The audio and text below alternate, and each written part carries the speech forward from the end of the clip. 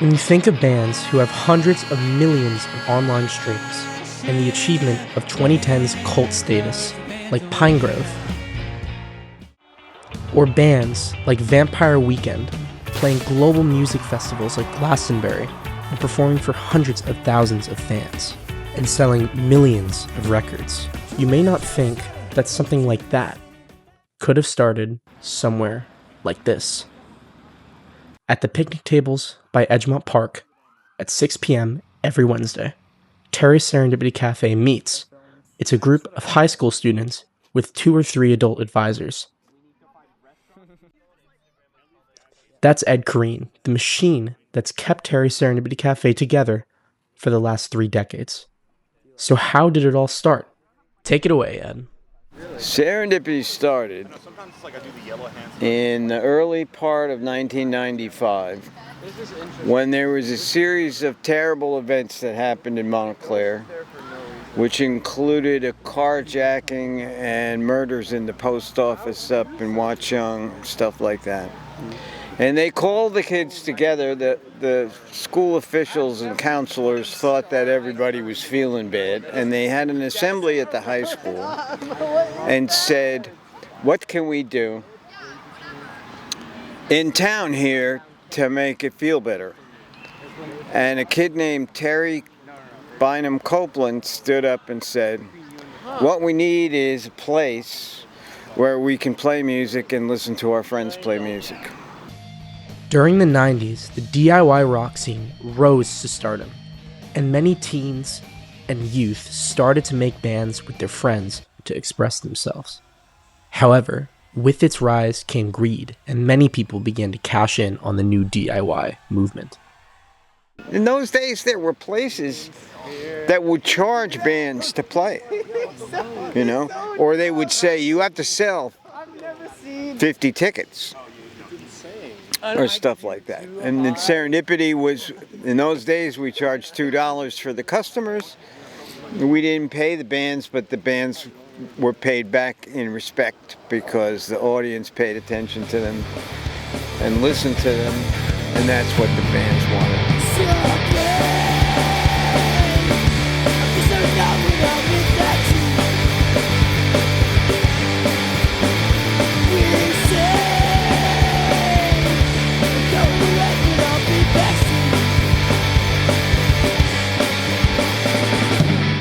It's like you don't gotta be good at the play or anything. It's just like it keeps a little bit of whimsy in everybody's lives. Like you don't gotta be all professional. You can let loose and just be stupid.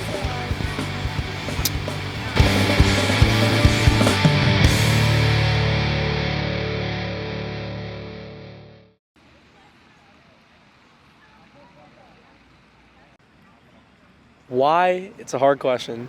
Why is it important that Serendipity is supported by the community in Montclair?